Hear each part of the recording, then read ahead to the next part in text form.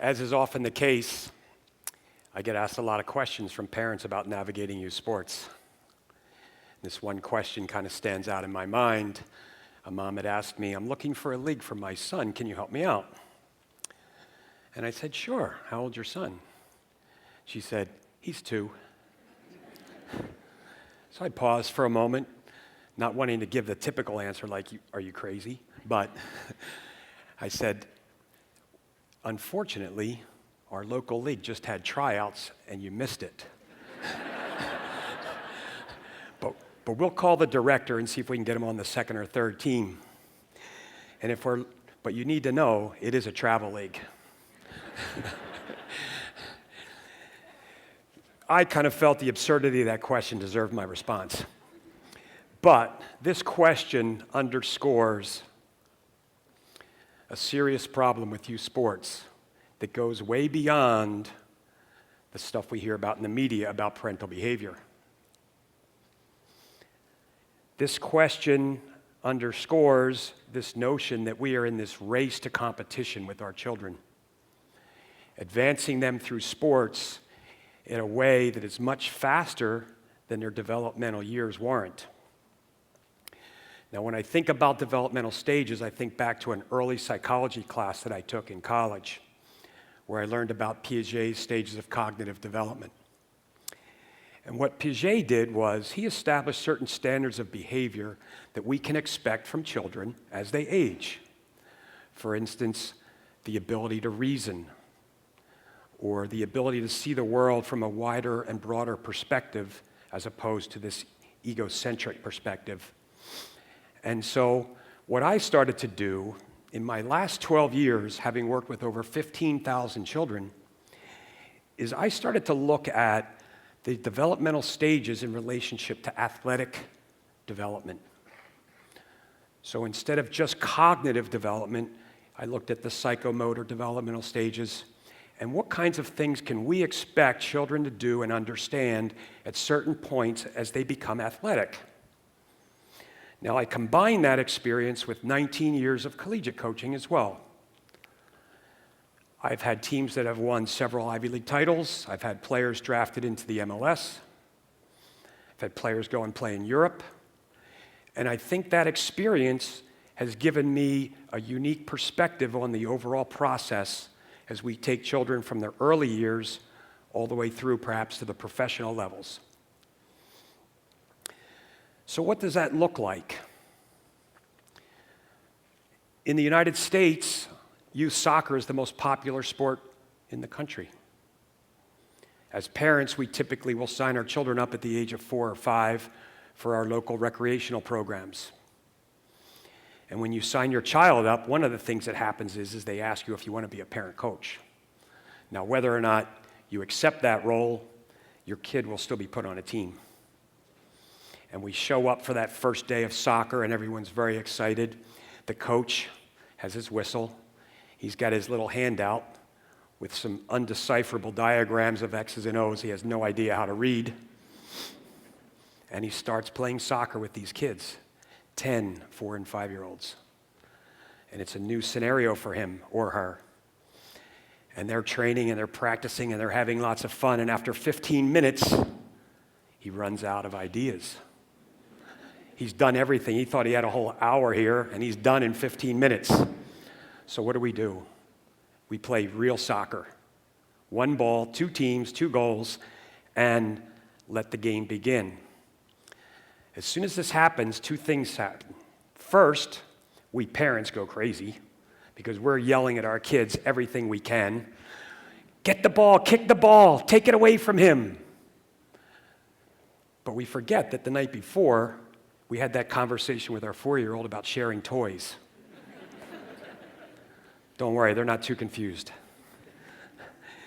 The other thing that happens is this big blob of 4 and 5-year-olds surrounds the ball. We call it beehive. And they start moving around the field, and we think it's cute, but it's not, because I've studied it. And what really happens is the children that are on the periphery, what I like to call the normal kids, That's where my kids were. And I believe they are normal. But anyhow, they start to disengage after a few minutes. They're not touching the ball. And they start to walk around, hoping it might pop out. They stop, and eventually they walk over to their parents, and they'll say something like, I'm tired, or I'm thirsty, some kind of an excuse to disengage. But what they're really saying is I'm bored. Now, we do this for 7 or 8 weeks, and at the end of 7 or 8 weeks, do you think it's any wonder that I know a ton of retired 6-year-olds? It's a problem. Going back to my stages of development that I've kind of worked with in terms of creating curriculum and activities, I have another idea. I'll take those group of 10 kids, 4 and 5-year-olds, and I'll make 2 teams. But I'm going to throw a couple little goals on the sidelines. Now I have 4 goals. And I tell every child, you run around and you dribble your ball and you score as many goals in any goal that you can, and when you score, you better celebrate. And we play that for a few minutes, and then we stop. And we bring them together and we start asking them, okay, who scored the most goals? And the first kid's going to raise his hand and say, Coach, I had 10 goals. The next kid will have 11 or 12. They're a bunch of little liars, aren't they?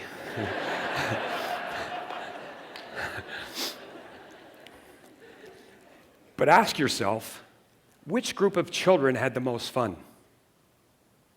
But yet sometimes we as parents still get caught up in that real game of soccer. Interestingly, although soccer is the number 1 sport among children, by age 8, the numbers in soccer start to diminish. That's sad. Now, I have a lot of conversations with parents because I think parents are looking for answers. It's not easy navigating youth sports. Things have gotten way out of control.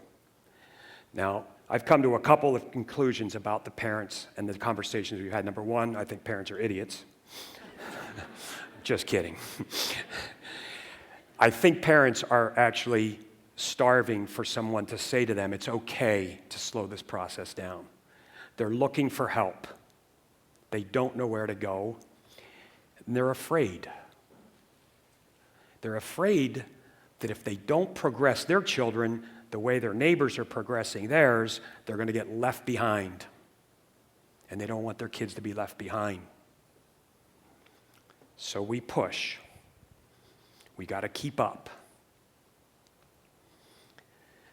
The question I get asked the most from parents is, I would love for my kid to be able to play in high school. That's all I care. Can he get and play in high school? How can I best do that? Well, to me, that's kind of like saying, I want my kids out of the house, married, with kids, by the time they're 21. We started them in dating at 7.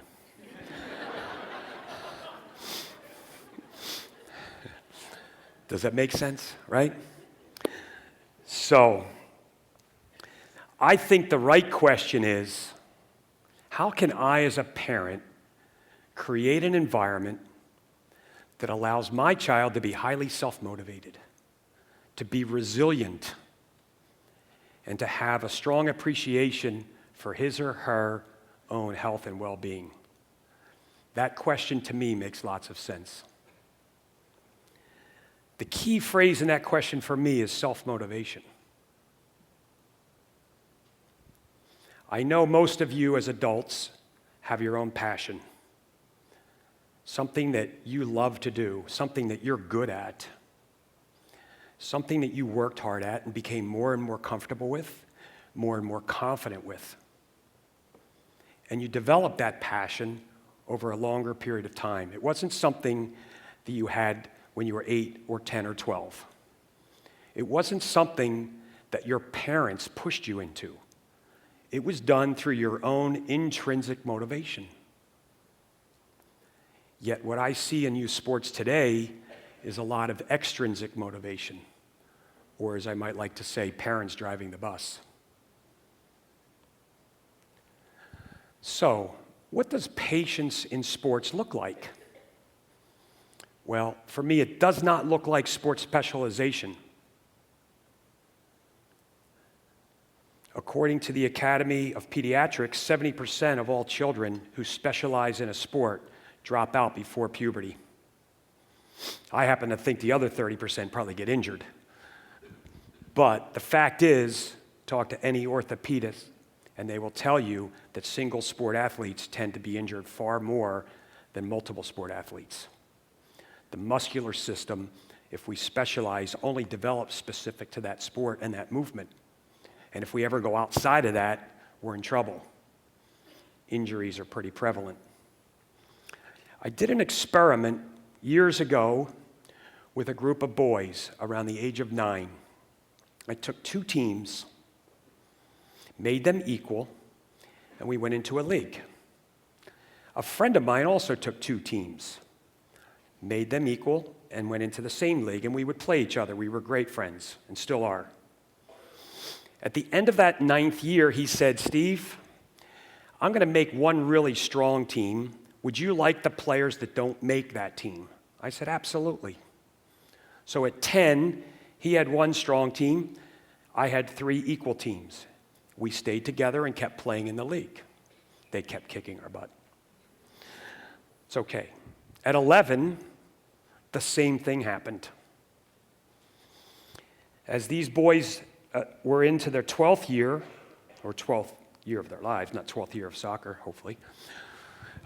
They might have been in that league that I talked about in the beginning. We lined up to play my friend's team again. And he said to me before the game, and it was kind of interesting, he said, "I always feel kind of awkward." And I'm like, "Well, what do you mean?" He goes, "Well, we're always winning, and, I feel bad." And I said, "Listen, please don't worry about that. That doesn't matter to me. What matters to me is that our boys are learning and developing, and I never care about the results anyhow." So we played our game. And as we walked off the field, the boys all line up to shake hands, you know how they do that. And I noticed that almost every boy on his team was crying. Our boys had just beaten them. And we didn't beat them 2-1. We beat them 7-0. And that kind of said to me, it was a bit of a verification, because I sometimes had a little bit of self-doubt about, am I holding these kids back by being so patient? But what really captured the moment was what he said to me after the game. Incredibly classy. He said, "Steve," he goes, "that was unbelievable. I know how patient you have been with these boys, and it's incredible how well it has worked. Great job." So that's what patience looks like to me. So I ask you, how might you help this problem? Well, first, I think we have to shift the conversation, disrupt the status quo, and talk more about the simple solutions, the ones that make a lot of sense.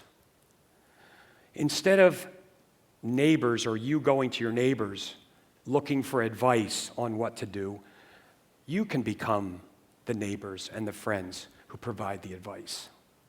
You probably know someone or multiple siblings, friends, or neighbors who might benefit from this advice. And I ask you to please share your advice. Let's help fix this problem, and let's move youth sports back to the children. Thank you.